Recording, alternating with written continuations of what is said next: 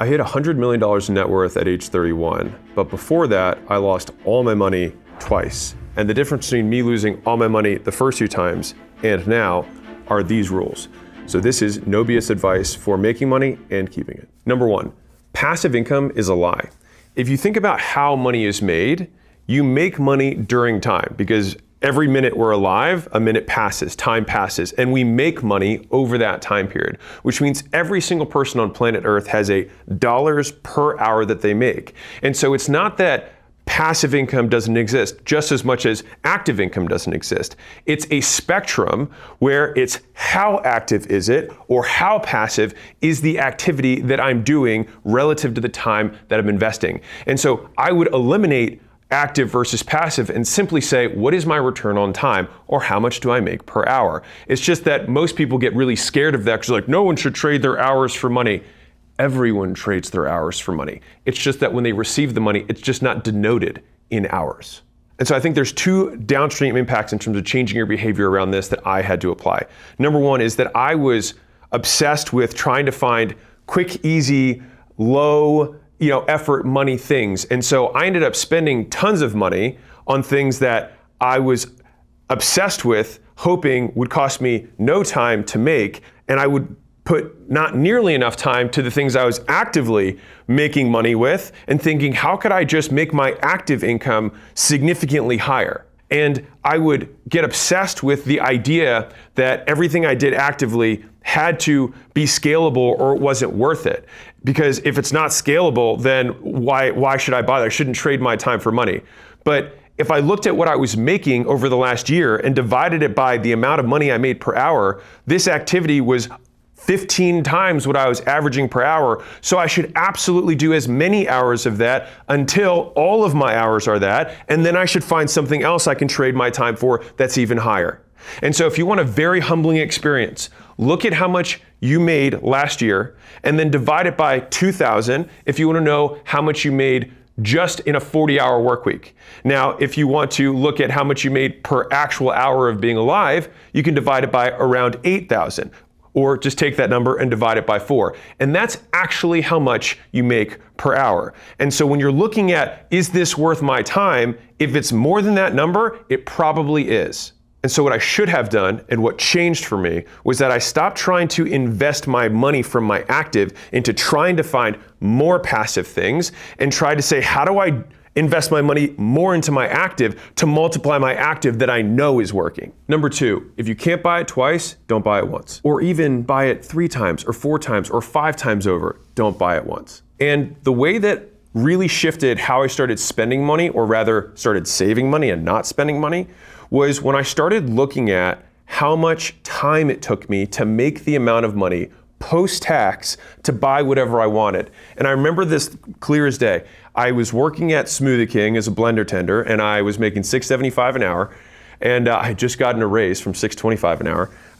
I'm dating myself. Anyways, and while I was there, the coworkers that I had, and I would always go to lunch next door at Cosi, which was like a sandwich shop, and it was like $13 for a sandwich, right? And a drink and chips and whatever, right? And so I remember looking at my check, and my $6.75 an hour after taxes and fees was like $6 an hour, and I was like, man, I gave up 2 hours of my 6-hour shift every shift to go buy lunch. And I was like, I'm literally giving a third of my earning away for lunch every single day.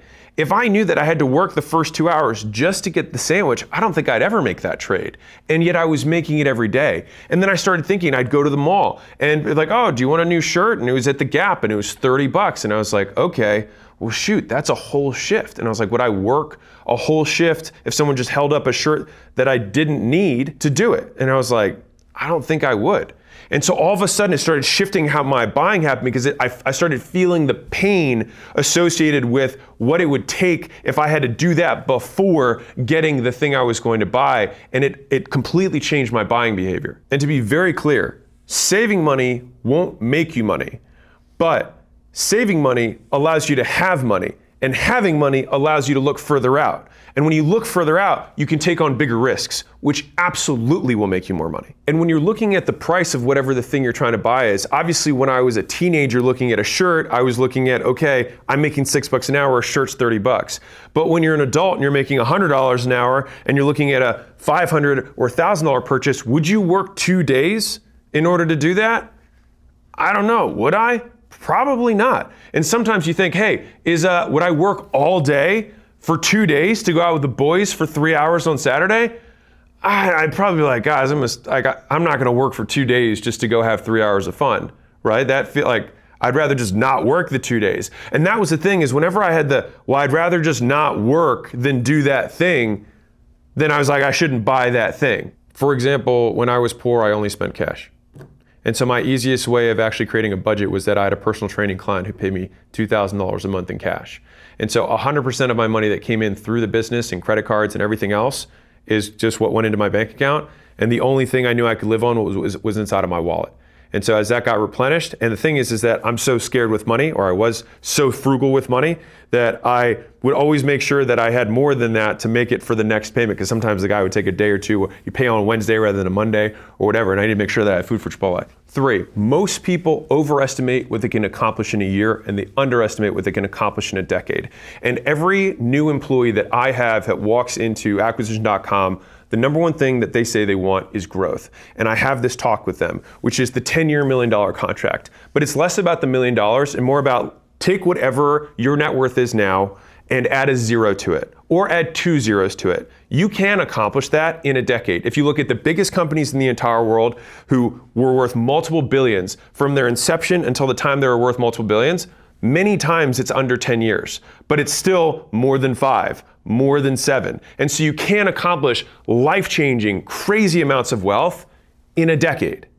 And so if you could write a contract to yourself and say, I will make no money for 10 years, but on the 10th year, I will add a 0 or 2 zeros or 3 zeros to my net worth, would you do it? And if the answer is yes, which it almost invariably is with every person who comes into my business, then I say, great, now act like it. And so if you knew that you would make this amount of money over that period of time, you would stop this obsession, myself included. This is me giving my advice to myself who lost it twice. When I was able to shift to, okay, what would I have to do that would make it unreasonable that I don't 10x in 10 years, then all of a sudden I started making very reasonable bets that I knew would compound unto itself over that period of time. And then winning became inevitable rather than a game of chance. And so oftentimes you have potential earning and then actualized earning. And usually as you're realizing the potential earning you have, you're usually losing out on your investing into that potential, right? You're realizing the potential. And that's kind of like the kid that learns one skill and then immediately says, I'm gonna start a business opportunity around this one skill that makes me $5,000 a month. Or they have this one skill and say, hey, this company is willing to pay me $100,000 a year to go do this skill, where I have this other company that'll give me a free internship where I could 10x my potential earning in 3 years, but I'm gonna make $35,000 a year for the 3 years. Which one would you take? The problem is most people will take the $100,000 now and forego the investment in self. And that's the thing, is we are the asset that we invest in, and the currency we invest into ourselves in is time, experience, and skills. Right? Skill is the outcome. The time and the effort is what we put into it to gain the experiences, which ultimately give us the skills. But if you're in an environment where you're not compounding your potential earning, then you're actually losing out long term. You're ripping up your $1 million or your 10x or 100x contract for a decade from now so you can get the short, fast money today. And that's why in the early days when you have limited amounts of money but lots of time and energy, instead of putting your money in the S&P 500, I like to say, put it in the SME 500. Because the asset that is you will always beat the stock market. Number 4, you should only have to get rich once. In other words, don't bet what you have and need for something you don't have and don't need. And some of the gravest mistakes I made manifested in, for example, me getting into a partnership that I shouldn't have gotten into because I wanted even more faster. Now, when you get into a partnership, which is usually the time where you put the most risk on the table, one is you guarantee the largest decrease in your earning power. You pay with the most expensive thing you have, which is equity, to somebody else. And so people get obsessive about what they're 5%, 10% later when we're making money. But day one, they're like, all right, we cut the pie in half. Oh, we cut the pie into thirds. Right up front, before anything's really happened. If you work with a partner or decide to partner up with somebody, one of your friends, one of your coworkers, this is coming from somebody who has 9 failed partnerships before I met Layla, and then that has now worked, and now I have successful partnerships. A partner needs to have one of these 3 things that you do not have. They either have to have money that you don't have, and then the clear contribution is that money. They need to have experience you don't have, and the clear contribution is that experience. Or number 3, they have time and energy that you don't have, and the clear contribution is that time and energy. And so I added that second part on, is that just because someone has experience, if they're not contributing it to the partnership clearly, then you're still not going to get the benefit from it. If they have the time and the energy, but it's not clearly defined how they're going to invest that time and energy into the things so you both get a return, then it's not going to be a good partnership. And I've lost so much money in partnerships, especially early on. One of my 2 big losses was from a partner. And a big part of it was I was insecure, and I thought I just had to have somebody else because I was afraid to do it on my own. Real quick, if you're trying to make your first dollar online, you can go to school.com/games. We've got a whole system that's set up. It's a platform. You can start it for free. I've got instructional videos. I take a call every single week. And so if you do that, you can hop on the call on Monday and I'll say hi to you. Just let me know that you're brand new. If you are a business owner and you're trying to scale and you're doing $1 million a year and you want to go bigger, go to acquisition.com, hit scale, and we'd love to see if we could help you out at one of the workshops we run here in Vegas. Which brings me to number 5. If you never learn to manage your time, you're never going to learn to manage your money. And so the thing is that all of us obviously have equal amounts of time that we're given, not necessarily in life, but at least every day. And so the people who get the best returns on their money are the ones who learn how to best invest their time. And so a big misconception around money is that money, in my opinion, is an encapsulated version of time. And since all of us trade time for the money that we get, then it means for each person, money represents a certain amount of time. And the wealthier you get, it's just that the denomination of money represents less time for you. And so for someone else, $100 may represent 4 hours. For a wealthier person, $100 may represent 4 minutes. And so it's a constant appraisal that you do on a regular basis, looking on your calendar and saying, what things do I have here that I could trade my time for more money? And so again, this video is about making money overall. I'm not saying that you can't spend time with your girl, but there is a transaction cost for that time. And as long as you're willing to make the trade, then trade it all day. But the bad trades are the one that when you actually think about it in terms of what it costs, you'd say, I wouldn't do the trade. That's a bad deal. And so over time, if you continue to trade up how much time you invest for what it makes you, you will always make more in your income year after year after year. Number 6. Check your bank account before you check social media first thing in the morning. And if it hurts you to check your bank account first thing, then you need to do it even more. Because for me, I started not knowing where my money was going. And so I had a friend who was like, dude, just look. And I honestly had anxiety looking at my bank account, looking at what money was going out and all that kind of stuff. And so I started making that habit and I had to confront it. But the crazy thing is as I started looking at my money, as I started paying attention to my money started paying attention to me and hanging around. And so Peter Drucker said, what gets measured gets managed. And so one of the most fascinating things that I found with human behavior in any kind of change is that the first thing that you can do to improve any metric for any skill is to actually measure it. And so if you want to lose weight, if you weigh yourself every day, no matter how painful the number is, that intervention alone helps people lose weight. You don't even have to talk about diet. You don't have to tell someone to exercise. If they look at the scale every day, they become aware of it. And when you become aware of a problem, you start consciously or subconsciously making moves to change it. You have that hesitation before you put that food in your mouth. You have that hesitation before you take your wallet out when you're looking at your bank account every day. It doesn't matter what it is, whatever you're trying to improve, but look at it, confront reality, and then reality will start to improve. And if you're curious, how long do you still check your bank account every day? And the honest truth is, I stopped checking when we had about 20 million bucks. And so that started when I had in the hundreds to $1,000 and continue to check every day. And when I stopped checking it was when I realized my daily fluctuations in market movements and things like that across my assets. I basically wasn't able to really see it on a daily basis, so I had to start extending my time horizon for when I would check it. So it'd be monthly or quarterly that I started checking it, because that way at least I know I should have some movement upwards, and that is something that if you've done checking your bank account every single day for years, you start to already have developed some of those disciplined skills, which then you can delay gratification of having saved money for a day to having saved money for a quarter. Number 7, learn how to make money before you start trying to learn how to make money make money. So I see so many guys, especially young guys, who are like, I've got $1,000. How do I invest the $1,000? They're trying to figure out a way to get that $1,000 to compound. They put it into a compounding calculator and they're like, man, if I get 50% returns for the next 40 years, I'm gonna be a billionaire. But the thing is that one, it's most likely that you're gonna buy a fucking Dogecoin and then it's gonna tank and then you're just gonna lose your $1,000 and be like, wow, think about this. I just worked for 2 weeks or 1 month to save that $1,000 and I lost it in seconds.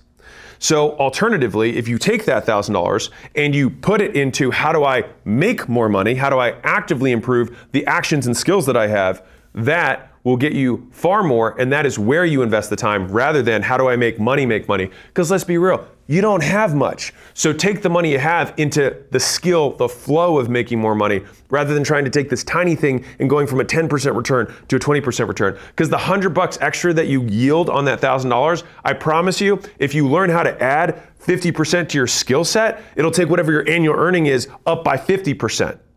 And that's gonna be a hell of a lot more than 10. And that's assuming everything goes up this year, which 1 out of 4 years it doesn't.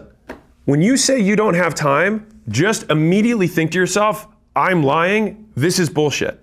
Because every single person has between 5 to 9 a.m. and 5 to 9 p.m. every day of the week, even if you have a 40-hour job, even if you're a full-time student, because everybody has those 8 hours per day. Now, the thing is that we're not willing to make the trade-offs because we have these things that make us comfortable. Cool, if you reframe that thing as the thing that makes me comfortable today is the thing that's gonna make me uncomfortable for a decade, all of a sudden the cost of that comfort goes up. And so then it flips to, if I can become uncomfortable for a day, I can be comfortable for decades. And so then you can seek out those 8 hours and say, you know what, I'm gonna flip this thing. And here's the crazy part about work. Work makes you money in 2 ways. One, you work and you make money. And secondly, when you're working, you're not spending money.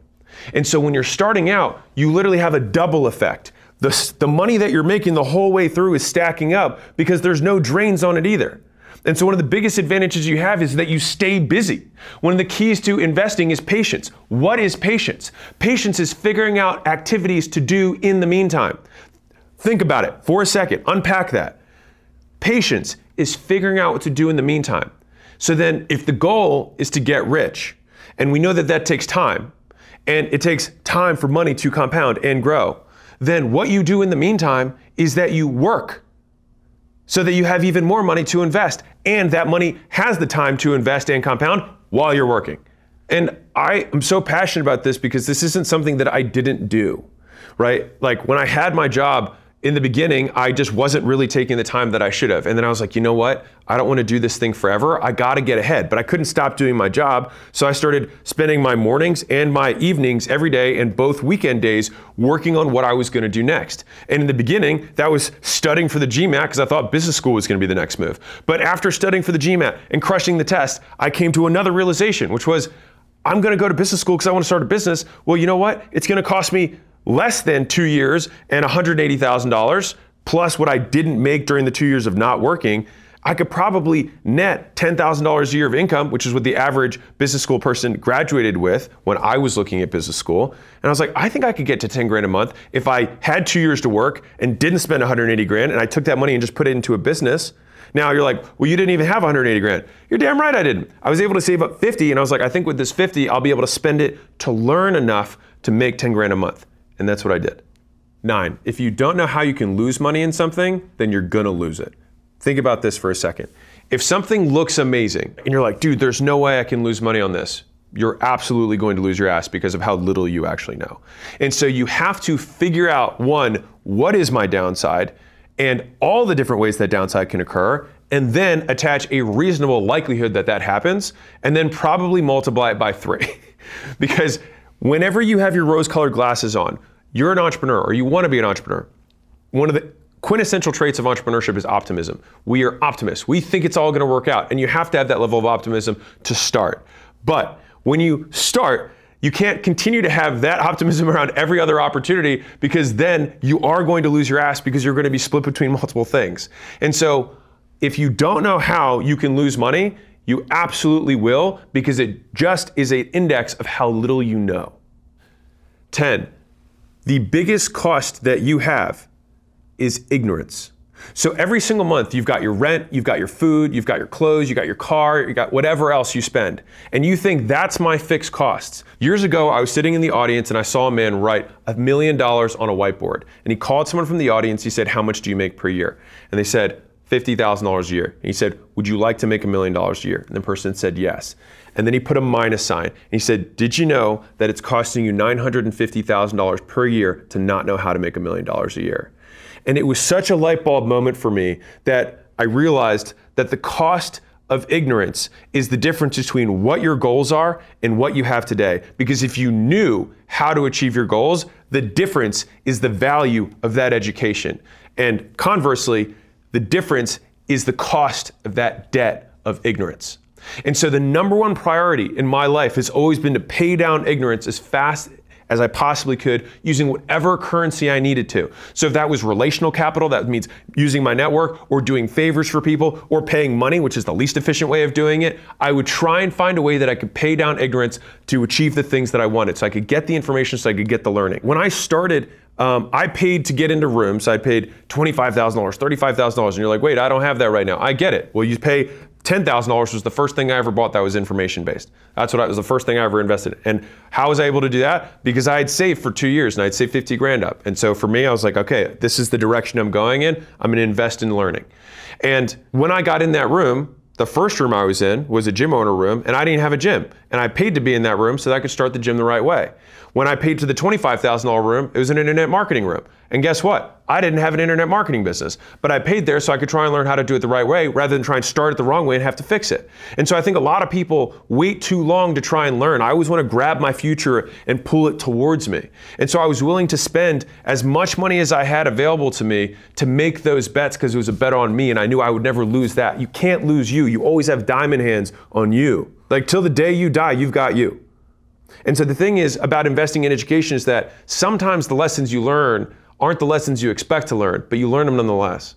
And so sometimes you go into an education thing and you don't get what you thought, but you still get something, and it was still more than what you paid. And so when I went into those rooms, I'd already used up all my money to get in the room. So I was like, okay, what else do I have? And so at the time, I knew how to sell. And so I just went to every single person in the room and was like, "Can I help you sell stuff?" And so they'd be like, "Well, sure, my sales team sucks," or "Sure, my script sucks," or "Sure, my offer sucks," or "I don't know how to overcome these objections." And so I would spend an hour, 2 hours, 3 hours on the phone with these people, training their teams, writing scripts. And they were like, "Dude, thanks so much. I can't believe you did all this." And the thing is that if you're going to pay for help from someone, pay in full. Don't half-ass a free gift. And so if you're good at something, you're good at a skill, you're an accountant, you don't do one page of someone's taxes. If you're gonna do a favor, you do the whole thing. You treat them like they're a paying customer, and then they will respond as though you have paid them. And so it will be like you've given them money, and then you will get that reciprocity. And at the time when I did those favors for all those people, I didn't know what I was gonna ask for. I just knew that I would need someone's help in the room, and I'd rather have more phone numbers I could call for help that owed me one than none. And when I wanted to make a webinar, I called one of the people who's good at webinars. When I wanted to run ads, I called the guy who's really good at running ads. When I wanted to figure out funnels and landing pages and stuff, I called the guy who was really good at funnels and landing pages, because each of those guys wasn't good at what I was good at. And so we were able to barter, which, by the way, still to this day, is the most efficient form of trade, because Uncle Sam don't take any piece of it. For us or them, everybody wins. 11. There's two types of things that you can learn. And so if you're trying to pay down ignorance, you got to know what you're buying. So you can learn about something that exists that you didn't know existed, and then you can learn how to do something. And so one is called declarative knowledge, knowledge of existence. The other is called procedural knowledge, which is knowing how to do it. And so if I explain to you that private equity exists, and this is how you can buy, package, and sell a business for a lot of money, now you know about it. which is a prerequisite for learning how to do it.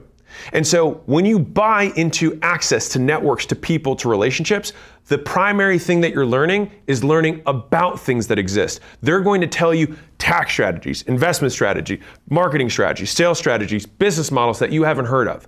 That is what you learn there. But if they tell you those things, you leave and you get excited. But then you're like, well, shoot, how do I do it? Which is the second thing that you learn how to do, which is the how part. And so when you're going into any kind of investment, whether you're investing time, you're investing trade, you're doing some work for someone so they do work for you back, or you're investing money, you better be sure what you're buying. And the interesting thing about those two types of knowledge is that the declarative knowledge tends to teach you things that you didn't know existed. It's the unknown unknowns. That is why some of these are the biggest breakthroughs when you get into those rooms with someone making 10 or 100 times more than you. They see the world in a different way. Whereas when you go for how to, it's more predictable what you're going to get because you're specifically trying to learn how the scale is. You know it exists and you just need to clarify the steps to getting there. And so just delineating what you're trying to learn will help you actually learn it. So the first time I learned declarative knowledge was that Facebook ads existed. That was in 2013.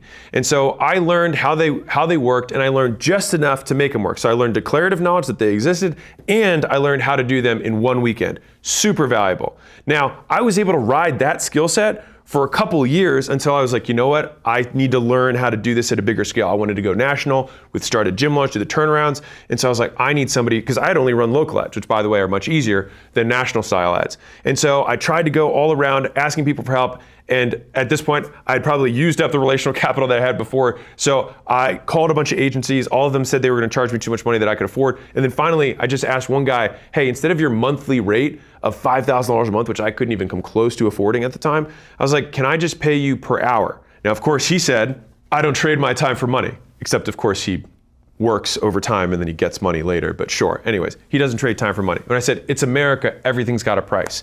And he said, you know what? $7.50 an hour, I'll do it. And I was like, done. Now, mind you, $7.50 an hour was still a ton of money for me. And so I showed up like it was Harvard on steroids for these calls, because I would prep for the call, I had my notes out, I recorded it. I was like, I had two people in the room be like, make sure I don't miss anything, right? And so I would go and I had him first document the process of what he did to run ads as though he were me. Then I had him demonstrate it. So he clicked the buttons so I could see what he was doing, and I had him stop and explain to me each of the steps so I could put it into my little checklist too. And then finally, I duplicated in front of him, which means document, demonstrate, duplicate. I then did it in front of him to make sure that I was doing it right. And so once I did it right, and I did it right multiple times in a row, and I didn't need him to correct me while I was doing it, that's when I had mastered the skill. It took me 8 sessions. So it took me 8 hours, and whatever that is times 750, in order to learn. 12, a watch isn't going to replace work. A Rolex isn't going to replace reality. And so what happens a lot of times when you're coming up is that you want to get status, right? You feel downtrodden, you feel like no one respects you, and that's normal as a young man. That's what you do. You don't have any status. That's what you come into the world as, and you got to go make it. And so the thing that you want to do early on is get status as fast as possible. The thing is a lot of times you trade short-term status at the expense of long-term. And so as somebody who has lots of young men in my audience and middle-aged men in my audience, you'll never impress someone who's wealthier than you with assets. You'll only impress people below you. So you have the wrong target audience. Because to impress poor people, you outspend them. To impress rich people, you outwork them.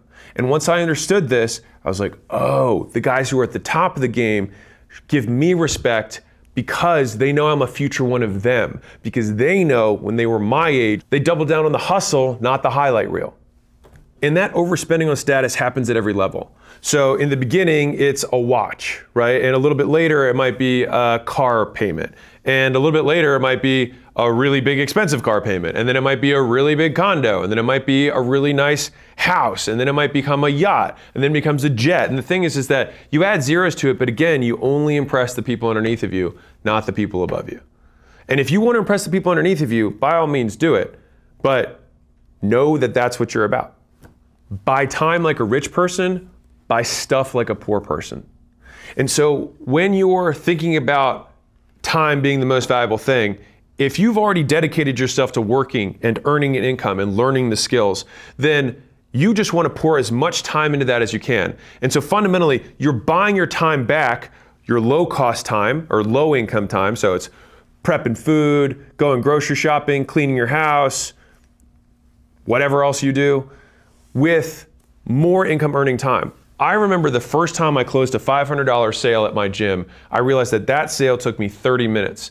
And I knew that for me to buy groceries for the whole month 4 times would take me $500 and far more than 30 minutes. And so I thought to myself, my God, if all of that time I was grocery shopping and food prepping and cleaning up after myself and then doing laundry, if all of that time I could just sell more, in a couple hours, I could do all of that stuff for free. And my poor mind was like, hey, that's wasteful. You could be doing that stuff on your own.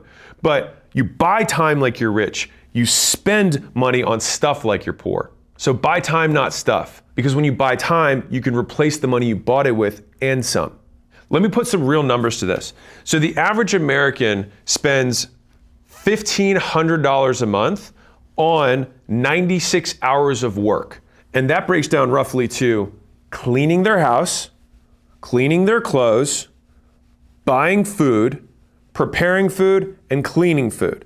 I'm not even gonna get into the 4 hours a day that the average person spends on social media and watching television. You're gonna keep doing that, so I'm not even gonna try to convince you not to.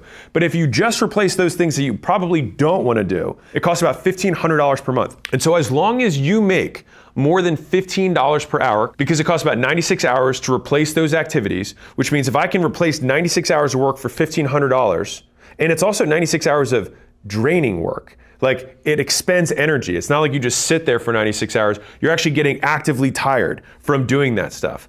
If you took that same thing and if you make more than $15 per hour in your active job, it makes sense. It's the logical decision for you to buy that and then go make more. Because you're also gonna make money twice. Not only are you going to save the time and then work and make more, but you also get better at your job because all of those extra hours aren't just making you more money, you're also becoming more skilled. So you get better faster. And so if I have a year-long guy where he spends $1,500 a month to replace all of those things, at the end of that year, not only does he have more money at the end of the year, but because he had an extra 100 hours of high energy time that he didn't have to spend per month, he's getting 50% better per year. And so that assumes that he doesn't get rewarded in his work for getting better, which, by the way, in reality, you typically do as long as you ask. Who you compare yourself to, not who you spend your most time with, will be the highest predictor of how much you make. And so we are motivated by the things that we lack. And so if you're very hungry, it's because you lack food. If you lack sleep, you're very tired. You're very motivated to sleep. And so if you want to be motivated to make money, it's not enough to not have money. You have to have a desire to make a lot more money. And the strongest way to create that desire is to visually see the people who are making far more than you. And so it's about who you compare yourself to, not who you spend time with. Fundamentally, the richest man in the world only spends time with people poorer than him, but he continues to get richer because he's comparing himself to the future version of himself. That's his reference point. That's his reference group. And when you start out, there's real people. As you evolve, it becomes imaginary. I heard this quote from one person to another when I was walking through the street, and he was talking about buying something that was a no return investment. Let's call it a big toy. And he said, there will always be time to make money later. And I remember hearing that and thinking, that's what someone who's poor says. And so, to be clear, I think if you want to enjoy life, by all means do it. This video is about making more money. That's the stated objective. And so that's what I'm talking about. And so the idea that you're going to spend now, work later, is the fundamental crux of poverty. And so you have to break that with all your heart. And when you have those people around you, and this was a toy, but it could be, let's go out. It always comes under the guise of YOLO. We have to live life. But everyone who says that assumes that getting better and learning is not life and is not living. And for me, the purpose of my life is to learn as much as I can and pay down ignorance as much as I possibly can and squeeze the last drop of potential out of me that I can. And the way that I do that is through learning. And so for every person that asks you to sacrifice working now so that you can have fun now, Just make sure you know the trade you're making. I'll be real with you. There's no perfect way to live your 20s or even your 30s.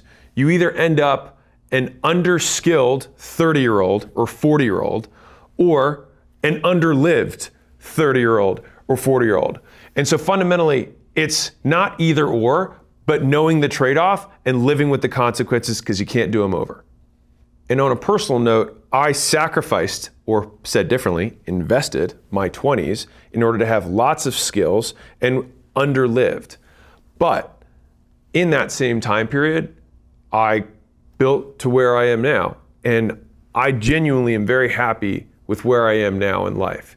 And I would not redo those years to have, quote, lived more. Because the real secret is, as I was doing it, I loved the game. And so some of the best moments of my life, when I look back, were some of the moments that I felt like I was struggling the most, because it was when I underwent the most growth. And so it's interesting because the pain that you go through in the moment often becomes the purpose that you look back on in your life. And so the idea that we want to avoid pain so that we can live today, I think conflates reality, because when you look back on your life, a lot of times those are the things that define you. And so we should be seeking those out, not running away from them. So if you're not sure who you compare yourself to versus who you spend time with, when you're about to make a big decision, the people who come up in your mind, who you're weighing their opinions on your decision, those are your reference group people. The people whose opinion you care about. And so if all your friends, for example, are billionaires, and they all sacrificed their 20s, got rid of their friends, got rid of their material belongings, spent all their time working for free so that they could learn this big skill set, and then doubled down in their late 20s and then made it big by the time they were in their 30s and 40s, those people, if that was your reference group, if you're thinking about leaving home, what do you think that reference group is going to say? For sure. And because of that, you're out the door. And so whenever you have these frictional moments where you are like, I think I should do this, but whoever that person is, whoever that voice is, if they don't have what you want, don't listen to what they say. Only listen to other people's opinions about your life if their dreams for you are bigger than yours. If they're not, disregard. Invest, then spend the rest. So the idea is that you invest first and then spend what's left over. And so an interesting thing is that Switzerland has the highest per capita millionaires in the world without having the highest GDP or even GDP per capita. And so how are they able to do that? That means that they have different rules around money, which is what this video is about. And so if we adopt those rules, we can get those outcomes, which means these are just decisions that we get to make. And the easiest way to do that is you take what you need off the top and then you spend the rest on what you want. And so it comes down to saying that you need your future self to be bigger than your current self today. And so you invest first and then you spend the rest. And so the way that I like to think about this is point 16. This is how we operationalize this, which is automate investing and then create friction around spending. And so you want to take the money off before you see it. If your job, for example, has a way that they can automatically skim off your paycheck and put it into some sort of investment stuff, do it. If they don't have that, have one of these apps that does segmentation or has multiple bank accounts that you can say, this automatically goes here, this automatically goes here, and I don't touch this. And if you want to get real crazy, the advanced version of this is that as you make more money, you keep what you're living, the spend the rest part. Instead of making it a percentage, make it a fixed amount. And then as you make more, you're just investing more and more and more into the future. Now you're like, well, how do I invest in the future if I'm just starting out? The future is you. But you're making sure that when you're investing that money, you know whether you're buying declarative knowledge or you're buying procedural knowledge. You're learning about stuff that you need to learn or you're learning how to do it. And the longer you do this, the easier it gets. For the record, I have 0 Lamborghinis, 0 Rolexes, 0 jets, while also being able to buy multiple of these every single month. And so the idea is you start to become addicted to getting good. And once you get that first little reward of seeing an investment that you made in yourself start paying off, you see your income go up, you start making more money, you're like, oh my God, this game is awesome. And so that flow of investment that comes to you is one of the best games that you want to win for yourself. You want to just keep making cash flow PRs, keep making that investment account PR and hit records in that account. And if you get addicted to that game, if you can just do that from everything in this video, you've already won. And so you want to automate deposits and manualize withdrawals. So everything that is automatic in terms like your rent, you want to write it as a check. Or drop it off as cash. If you have payments that you make, like a car payment, as much as you're like, wait, this is going to cost time, the value that you get back for knowing exactly where you spend your money is going to make you more money than the 1 hour a month that you have to pay your bills. That is a promise. And so that may also mean if you make it difficult to buy, well, then maybe you delete some of the apps on your phone. Maybe you don't save your credit cards on the sites that you tend to spend money on. You want to make it as hard as you can to spend money and make it as easy as possible to stack it. Number 17, it's easier to make $1 million than it is to make $100,000. And let me explain. If I told you to go down the block, you would go at a certain speed. If I said, go as fast as you possibly can, at some point you'd run and then you'd improve your form and you get better footwear and then you'd change your clothes. But at some point you wouldn't be able to run any harder or any faster to get there. But if I said, I need you to go 5 blocks, you might be like, okay. Now some people will then try to walk or run that. But the smart cookie then says, I could take a car and I would go a hell of a lot faster. And if I'm speeding in my car, I'll probably get to the 5th block before the other guy gets to the end of the 1st block. And so the magic of thinking bigger is that you change your solution set, meaning you use different tools to accomplish the objective. The reason $100,000 per year is the hardest amount of money to make is because it assumes for most people that they will trade their time in terms of hourly wages or salary in traditional work in order to get it. And so they have to spend all of their time in order to make the $100,000. But if I said make $1 million or even 10 million before the world explodes, you would know that you would have to use a different way of solving that problem. And so the reason it's easier to make $1 million or $10 million is because you can do it in less time with more skill. If you start solving for the skills required to make $1 million or $10 million. You don't want to love money. You want to learn to love making money. So there's 2 misconceptions and then 1 truth around this. The first misconception is money is the root of all evil. And then that obviously is a quote from the Bible, 1 Timothy 6:10. The 201 version, someone says, no, it's not money that's the root of all evil, it's the love of money that's the root of all evil. But that's just the 201 version. The actual translation, there's 5 translations for it, and 4 of the 5 are the love of money is the root of all kinds of evil. Meaning, if you desire money more than anything else, then you will commit the other sins in order to attain it.